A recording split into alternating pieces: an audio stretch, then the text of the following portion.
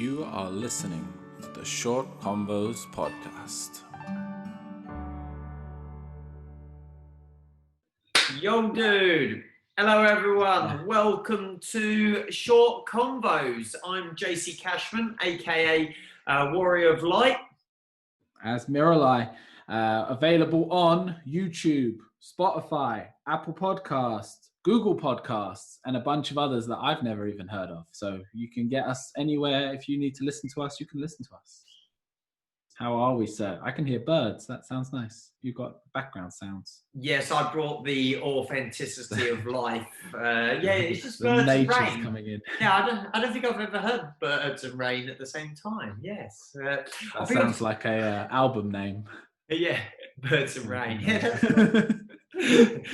I've just woken up, actually. Nice. I had an unintentional power nap. This never happens. I was reading Poppy, and I must have just laid down, and I woke up about half an hour later.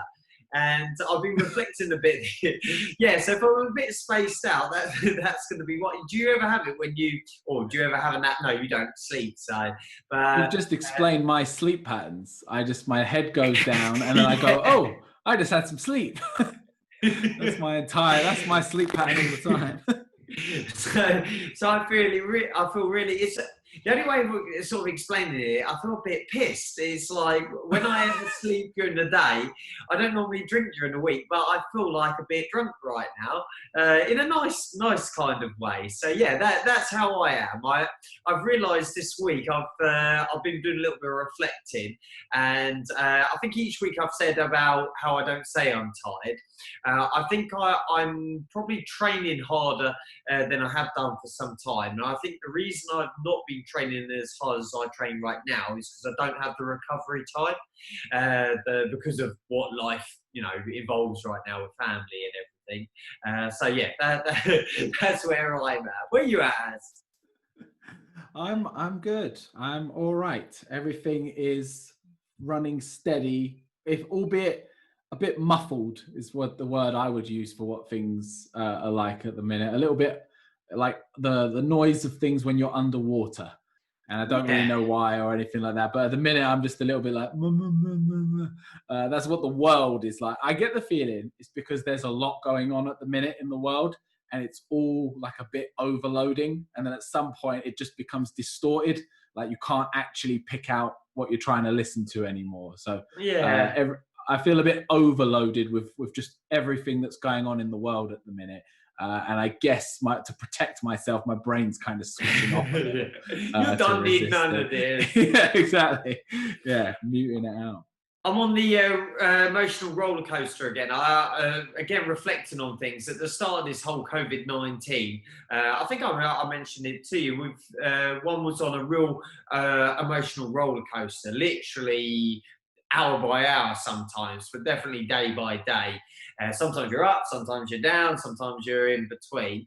And Daisy, our middle daughter, went back to school. We chose for her, weighed up the pros and cons, and she's at a small school. They got it all under a lot of control. We decided to let her go back to school. And I picked her up yesterday, and there was almost a moment of normality when I walked out of the school. So we did all the social distancing, all of that, and then as we walked out of school, there was a moment of normality, and I got hit with a bit of emotion, and it's like you've almost got used to how it is now. And we're now going back to things like, you're seeing workplaces and different places open. Lauren went to see her family, distance meeting in the garden, and our niece was jumping up and down, like super excited, and she got all emotional. So yeah, I'm finding that. I don't know if you've had that yourself as well. Yeah. Being able to meet with family in groups it's refreshing, which is a bizarre thing to say about meeting with your family. That shouldn't be refreshing, but that's what it is. The other day, Anne went out and met someone, and it meant she was out for the whole day. And we haven't actually had a whole day apart from each other since this thing has started, because we've not had anywhere to go really. And that in itself was like, it's not like, I wanted to get rid of her, but it was very strange having that much of just my own space, even if it was still being at home. So all these it's like new experiences, but not new, kind of new but old stuff coming Did you back. go a whole day without being fed then? Yeah, I did. I was starving. Where's my food? Where's my food now? I don't know what to do now. I reckon that might have happened to me today, actually. I haven't eaten. I've just been that busy. You know when you talk on the phone a lot and you don't have time to eat? I haven't eaten today. So I think I just hit a point and my body went, nah, mate. you're I had a few things I was going to catch up with you on this week. I hope we get to them. If not, we can postpone to the next time. But I wrote this one down, or didn't even have to write it down. Black Lives Matter, because it's very, like you said, there's a lot going on in the world at the moment.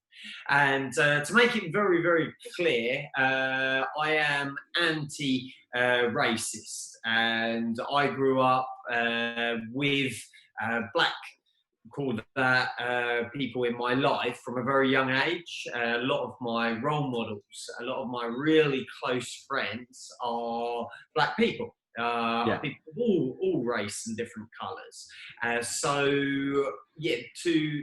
I know for some people they might not mix in those circles as much, especially in the suburban world we live in England at times and things like that. But it's just a complete norm for me to be multicultural with someone. And this all came up, and our eldest daughter, Cece, it's really gripped her emotionally. She's very emotionally attached with what's happened and everything else. And Lauren and I had quite a deep, meaningful conversation yesterday about it all. And to be honest, with what's happened, like, I didn't know the full story. I don't listen to news, and so I don't know the full story. So there's a bit of ignorance that went on. But I spoke to Lauren yesterday, so she filled me in a bit more of the story. Obviously, I heard about what happened via, you can't help but hear these sort of things, but I didn't know the full story, so on what the media and everything is giving. But in particular, I'm very outspoken in a sense on social media. I do a lot of social media stuff with the club and, via this now and my own thing. But I didn't know what to say, if that makes sense. I didn't know how to approach it. I didn't know, should I say something? Should I stand up? Should I post something without being discriminating or does that make any sense at all? I was a little bit confused by it all, and I still am to a degree. So yeah, I wanted to see your side of it. Yeah, very understandable. My sister is, I would say, almost an activist in terms of how involved she is with black rights and all the rest of it. And has always been kind of my anchor for stuff like this. If I'm ever unsure on anything like that, she's the person I turn to first.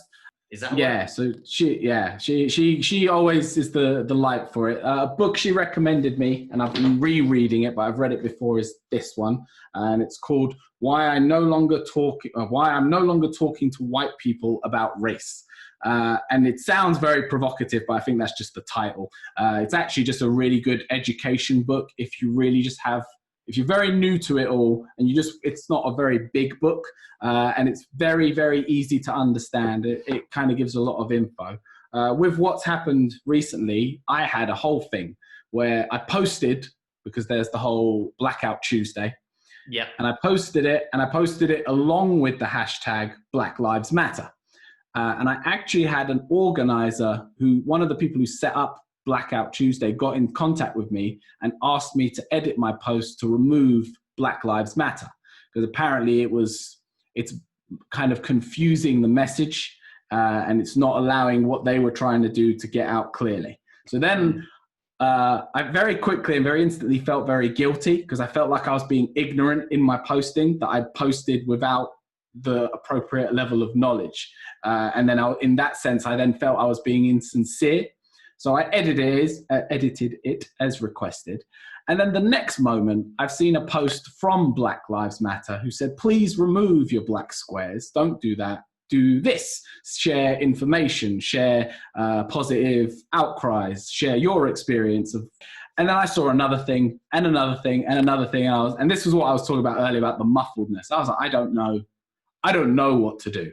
I know what my heart tells me I should do and how I should behave, but it's being pulled in a lot of directions. And I think we're at such an emotional time and some very serious and scary stuff has happened. I think a lot of people are experiencing that. I don't know if that's what you mean in terms of your...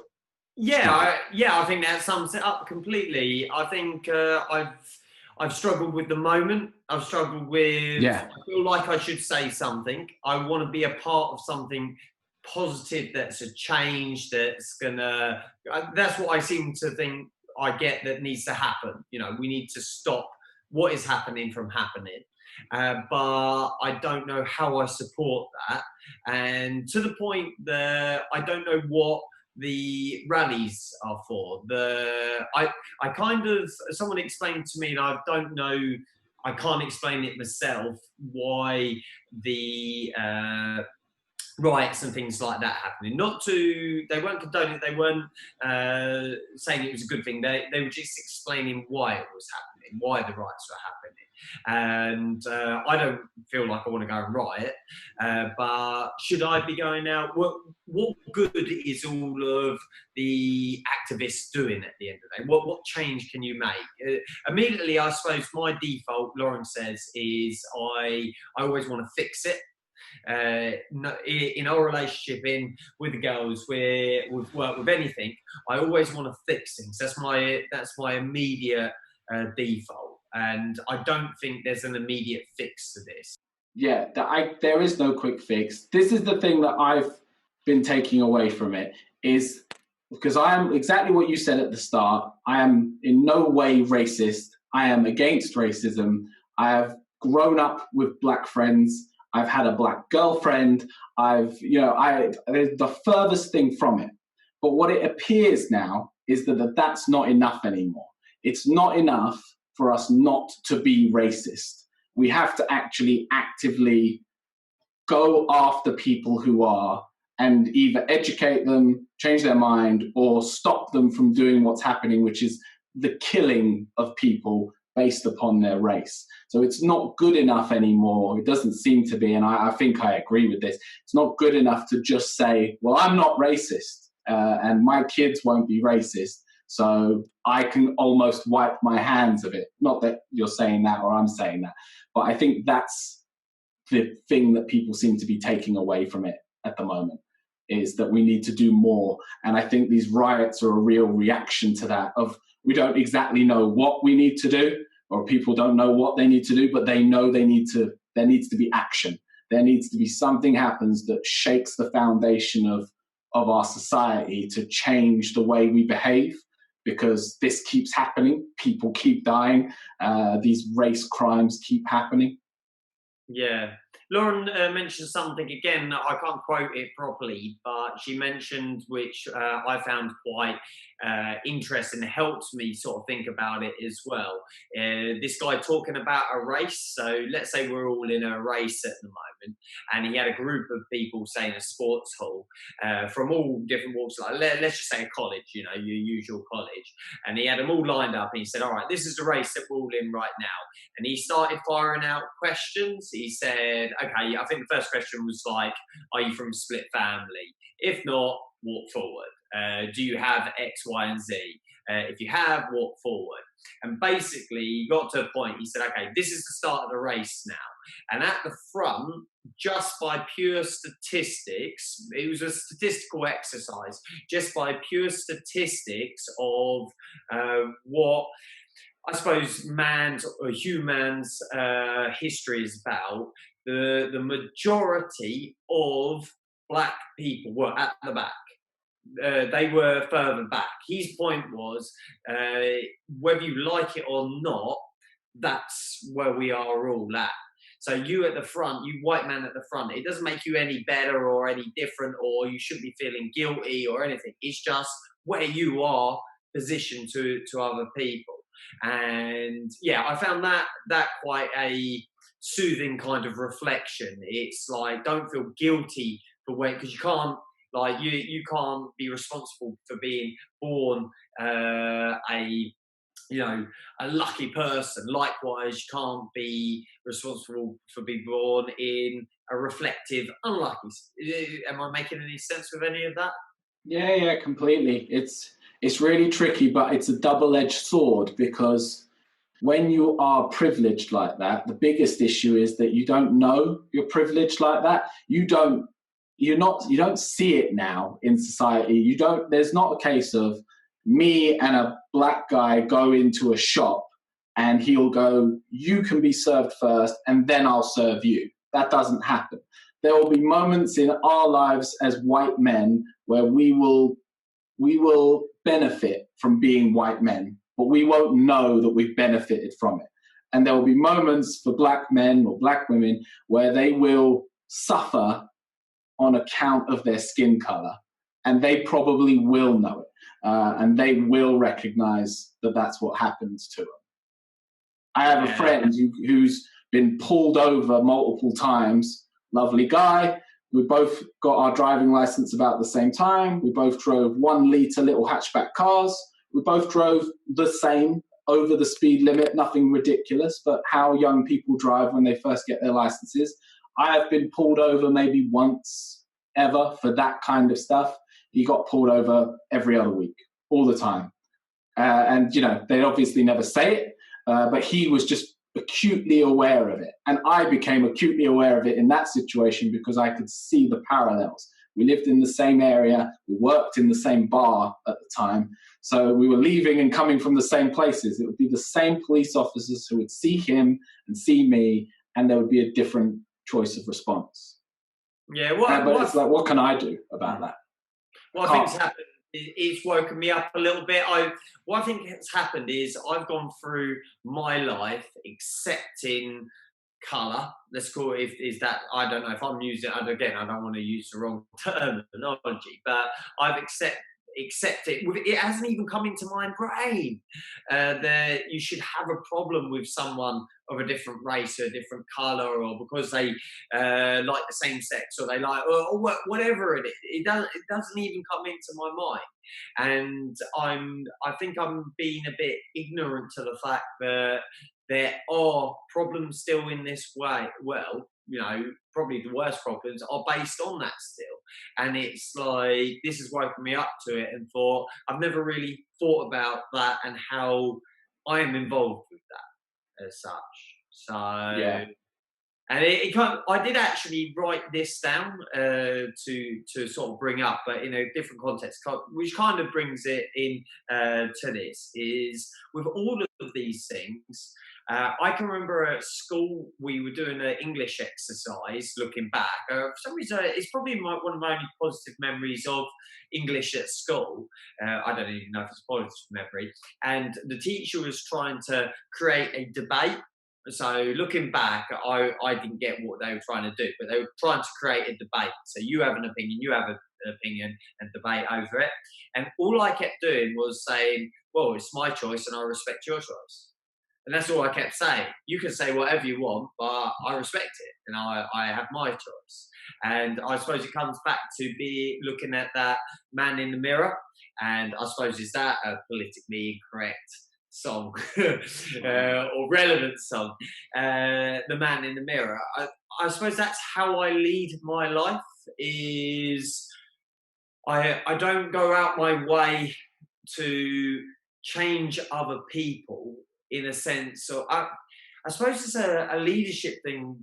Skill maybe is the wrong word that I use, or I lead by example. I change myself rather than changing you, and you follow what I lead. Not, again, back to this, not trying to get on a pedestal or anything, but if there's something that needs to change, I'll change myself first. Again, making any sense? Yeah, it does. It does. And again, I'm just trying to play devil's advocate for the other side of it. I've had these exact conversations again with my sister, and through reading some of these books, is that the exact same thing is happening with bad people. So there are bad people who are living by example and raising the next generation to basically do the same thing. So if all being the same and everyone leads by example, nothing changes. And that's the problem, is we don't get anywhere with it. Because although you are shining a light and people who see the light turn to it, and it's great, there are a lot of people that are shining something very different and very poisonous, and there are people who are turning to that. And it's a case of, if we all just do what we feel is right, the problem is that some of us feel some really messed up stuff. Some of us feel some pretty fucked up shit that really should not be shared, and it should not be spread. And then you're onto the whole freedom of speech. I'm going to have to say, in case anyone's watching the video, I'm starting to smirk a bit there, which is wrong. But I just think that's a really good title, Fucked Up Shit. Just that's what's making me smirk. So yeah, back to the seriousness. No, but and that's a hard part as well, because it's so serious, and it's. You're giving me more questions now. So I've tried to summarise and move on by saying, I just look at myself in the mirror and say, I'm wonderful, and I'm going to carry on with that. You turn around and said, yeah, you're shining that bright light, and now I've got another bright light over there, but it's a different kind of light. Isn't it, in my opinion, it's like Hitler shone a light, but that was wrong. No matter what anyone says, I think there's fundamental truths, and that was wrong what that man did. But a lot of people followed that light. So there's a light here. So what do I do now, Ash? You've given me like shit. And that's the predicament we find ourselves in, and that's where all this anger and frustration from people, I think anyway, is coming. Because it's such it's almost a cop out for us to say, I'm not racist, and I shine a positive light on everyone, and my best friend is black and my girlfriend's black, so don't look at me, I'm not the problem. But then we're not enough of part of the solution, because that's not an answer. I want an answer. I don't have the answer. I don't have the answer. I wish I did, because if I did, we'd all be sorted. So I don't have it. I think you are doing the right thing. I think the real thing is, if you have it in you, try and do some more. So if you can protest, do. If you can donate to some causes, or educate more people, or just influence more people than you do in that way, then you should. If you've got it in you, if you've got the time, the energy, and the ability, and the empathy to do so, you should do more. I think that's the general message. And if I'm wrong, I'm really sorry, because I'm really trying to do the right thing. All right, I can move on from that now. Okay, I can sleep and ponder for a little while. You posted, because you've been doing some as posts issue. I can't remember. Have you branded it? Have you given it a title? It's just my name. Yeah, it is, isn't it? Yeah, I've done brandings my entire life, and tried to think of company names and stuff like that for anything that I try to produce. And at this point in my life, I'm not doing it anymore. So it just goes under my name. It's all me, and that's that. It's not meant to be self-serving, but it kind of does that by having it as your name. I saw you had a thing about time management, and I haven't had the time to listen to it. So I thought we could converse about it. What was that? I'm quite sure we've both spoke about what I put in that video anyway. The channel I've done, which is a YouTube channel, is basically just me sharing some ideas from things that I've read and things I've picked up on my life. So it's just basically stuff from books on productivity and life management and stuff like that. And I'm just trying to share it to get it to a wider audience. Maybe people don't like to read. Maybe people don't like the idea of a self-help book. So maybe I can make it more digestible. And this one was on something called the Time Management Quadrant. And I'm sure we've spoke about this before. It's from the 7 Habits of Highly Effective People. Yeah, I'm going to get to it in a minute. Your science and faith thing. I'll get to something else in a minute. But yesterday, yes. I was putting together our champion development booklet, and I'm putting a new one together. I put a quadrant in it. The last time I put a quadrant in it was I haven't. Last time I've seen that quadrant was probably more than 2-3 years ago. Like we're talking hundreds, if not thousands, of days. And you haven't watched my video yet. And I haven't watched your video, and you've turned round and said the following day a quadrant. All right, we're getting no. I've got better shit than that. I've got better shit than that. Okay, right. You tell everyone about the quadrant. So for anyone who doesn't know, go watch the video for the full thing. But to put it simply, it's breaking down how you spend your time. And it's broken down by 2 variables, things that are important and things that are not important, and things that are urgent and things that are not urgent. So, for example, if you have a heart attack, that is both important and urgent. You need to deal with it now. You cannot ignore it. If you do ignore it, you're probably going to die. Watching TV, if you're going to watch Netflix, it's not important and it's not urgent. So it's like categorized example as a time waster. You don't need to do it. You don't have to do it. And if you are doing it, it's just because you're choosing to. And all this thing goes into is all the stuff you do in your life and trying to categorize it into these categories and see how you can make things a bit more efficient and see how you can get more out of your time. That's like the shorter version of it. Right, I'm writing that down so that I don't forget about it. For anyone who doesn't know JayZ, and if you're watching this and getting to know him, JayZ is a man of notes. He likes to write stuff down. So if you ever see him and he's looking down at his phone, don't think that he's being rude and texting someone while he's talking to you. He's probably enjoying what you're saying and making a note of it somewhere. So just so if you ever get to meet JayZ and he looks down at an iPad in silence, that's what he's doing. He's making some notes. I'm glad you've noticed that and put it that way. Yeah, I like it. Oh God, that was a brain fart there. Who's the virgin guy? I always forget his name. Richard Branson. Richard Branson. He apparently carries a little note. I know it's the wrong way to put it. That's his company. I don't know what else to call him. It's either that or you say, who's the dyslexic guy? Because that's the only other thing I clearly know him for. I don't think that's going to go down too well either. He always carries a notebook around. I guess this was pre-iPad and iPhone. And he would just pull it out and write down stuff when people said stuff interesting. So I always saw that about you. I thought that was cool. All right, man.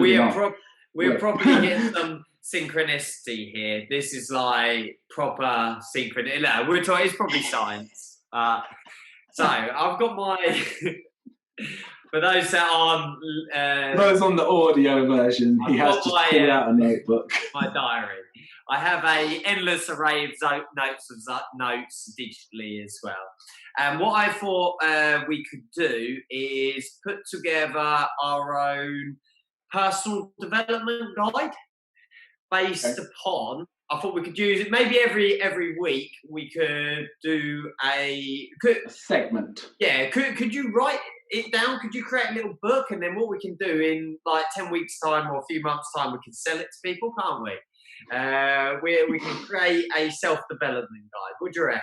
Have you got a spent notebook or something? I've always got a notebook. There's never not a notebook around. So the exact same. So should we week one put the quadrant down yes, for time management? I think that's a useful tool. A good place to start for sure. What I'm getting at is I think one of the most influential, is the wrong word, one of the most educational, one of the most productive books I've read is Chimp Management. My brain is proper mush right now. The Chimp Paradox.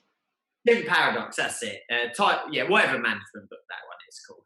And he talks about in creating a lifestone, principles by which you live by. And that's what I actually wrote down in one of my principles, and I'd like to put it in our personal development book, is because I've got a note, personal development, and I constantly update it because I think that's what you have to do. And that's what I like about digital notes. And yeah, maybe we can talk about it more at another time.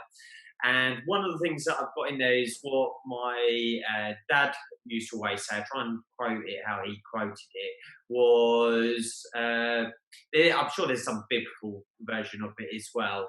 Is choose to live the way that you want to live without it negatively affecting others. Nice. And I suppose that's kind of where I was getting to a little bit with the whole racist conversation that we just had. So that's for me a lifestone. And when I'm faced with a decision or something that I'm choosing to do or act upon, I'm very conscious of what I do a lot of the time. There is a subconscious side to me that just automatically happens, but I'm very conscious. I filter what goes out of my mouth and what comes in my head. And whenever I get at a difficult situation, be it with my kids or a confrontation or just a decision in life, I find that's one of the filters. If I do this, make sure that it's not negatively affecting others. And I choose to do this because it's what I choose to do. That would be another thing. But making sure that I don't negatively affect others by choosing to do that. And that filter got stuck on the racist card. That I didn't know where to go with that. So yeah, could I ask you? I'll bring the notes, and could you put some personal development and that be a lifestone for it? It's things that you don't change. It's structural things. I think in the book he talks about it. It's structural stone things that you don't change, that are you.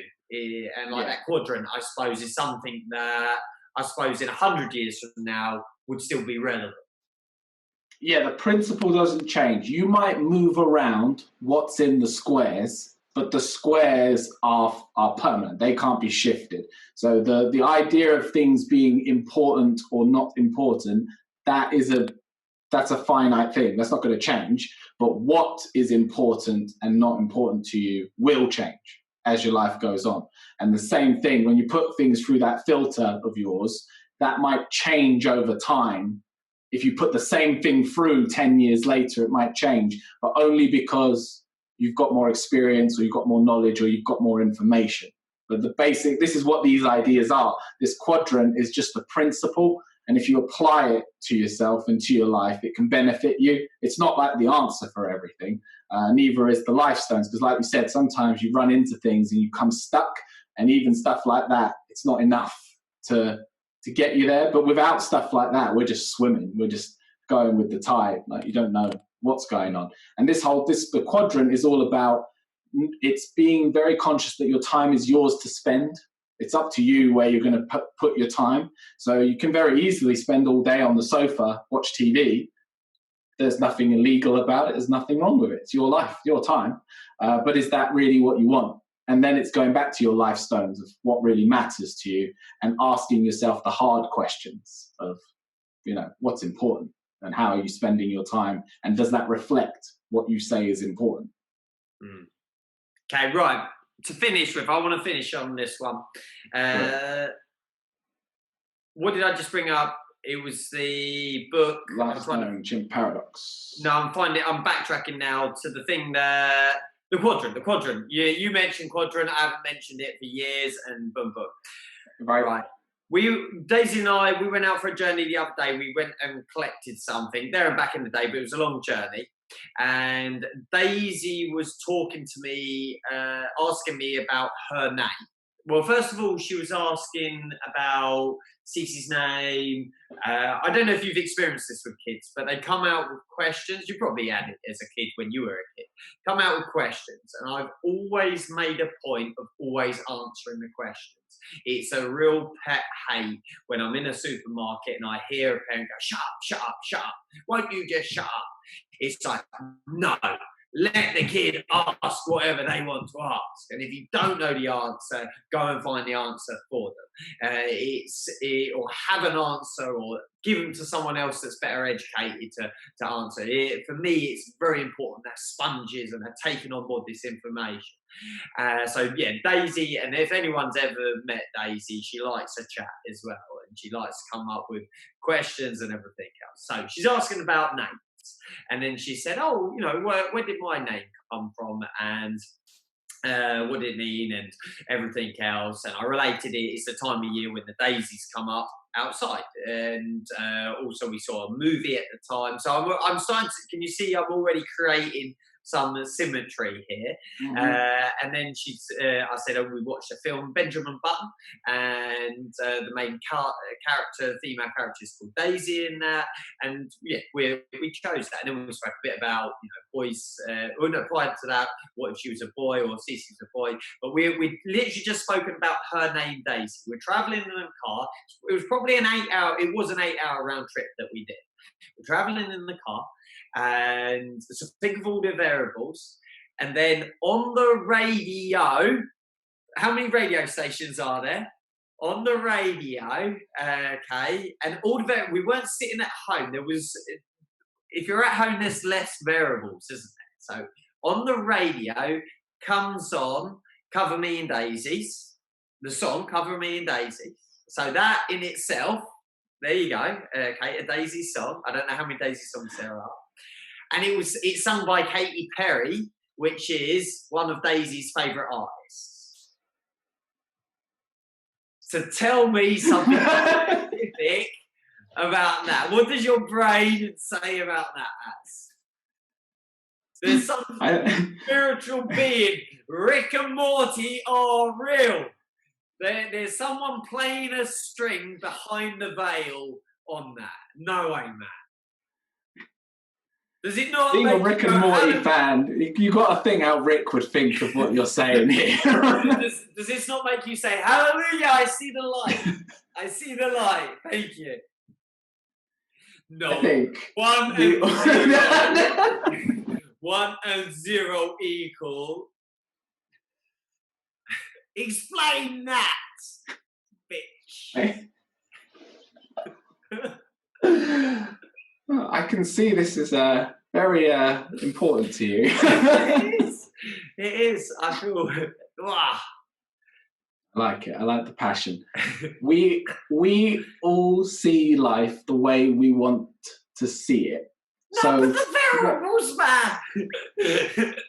I think that, let's think how many people were driving around with someone in their car whose name was Daisy that day. All right, yeah, I'll give you that. At the same time, right? Maybe listening to the same station. I would be curious to know how many of them picked up on the fact that a song was playing with the name Daisy in it. And I think that's part of it is, and it's like one of the best things about you, to make it clear. It's that you see these things and you pick up on these things in life when a lot of people just don't. So it's not to say, I'm not sitting here saying that it's not a special thing, or that it's not. No, I don't think it is cuckoo. I think it's really nice that you see these things and you pick up on them, and that you build these relationships up from one moment to the other, because that made that drive now something really special for you and Daisy, which is, no one's going to take that away from you, and no amount of science is going to. But I see it as black. But that's what I mean. For me, black. I will just be ruined by it. It would be wasted on me. So it's more my loss than anything else in that sense. So I wouldn't worry too much about my blackness and my 1 + 1 makes 2, because it's boring. But you happy with that? You okay with that? I have no issue with it whatsoever. Like you said, live and let live, right? So it's no issue with me at all, dude. I'm going to go skip around with the bunnies in the rainbow room while you go off to your bat cave in the dark. Do it. And apologies, guys, for the audio. As you can hear, from now to the beginning, my audio has changed. Just to be clear, we weren't editing out stuff because we said something that we didn't feel we should put in the podcast. Just really inconvenient timing. External mic battery died. I'm very sorry. Normal service will resume next week. Cool, dude. Peace out. Boom. See you later, guys.